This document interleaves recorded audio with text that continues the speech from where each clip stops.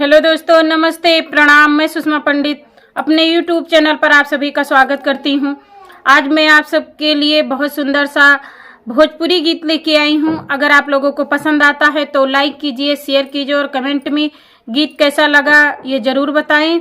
अगर मेरे चैनल पर नए हैं तो मेरे चैनल सिंगर सुषमा पंडित को सब्सक्राइब कर लीजिए ताकि हर नई वीडियो आप तक ज़रूर पहुँचे।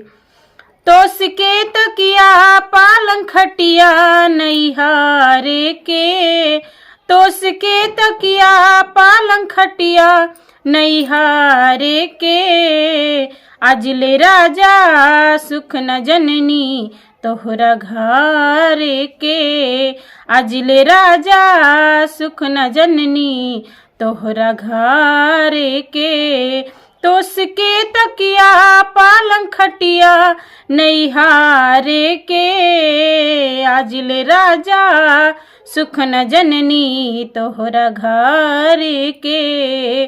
जब कुछ मांगी ले तो बोले लखी सियाई के, अपने मन से अजले कुछ दिल नाही लाई के।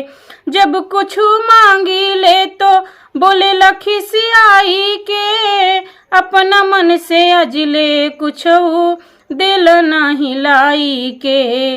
जीवा जारे मन न करे कुछ करे के, जीवा जारे मन न करे कुछ करे के, अजले राजा सुख न जननी तोहरा घरे के, अजले राजा सुख न जननी तोहरा घरे के। तो सिके तकिया पालंग खटिया नैहारे के, तो सिके तकिया पालंग खटिया नैहारे के, अजले राजा सुख न जननी तोहरा घरे के, आजले राजा सुख न जननी तोहरा घरे के। साया साड़ी गहना गुड़िया देहल माई बापू के, साया साड़ी गहना गुड़िया देहल बाबू माई के, भारी गलती कैली तोह से शादी रचाई के, भारी गलती कैनी तोह से शादी रचाई के।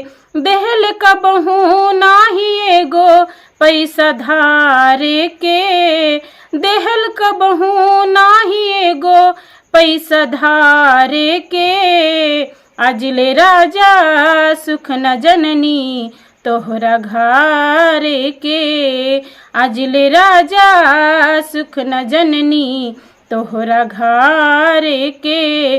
तो सिके तकिया पालंग खटिया नैहारे के, तो सिके तकिया पालंग खटिया नैहारे के, अजले राजा सुख न जननी तोहरा घरे के।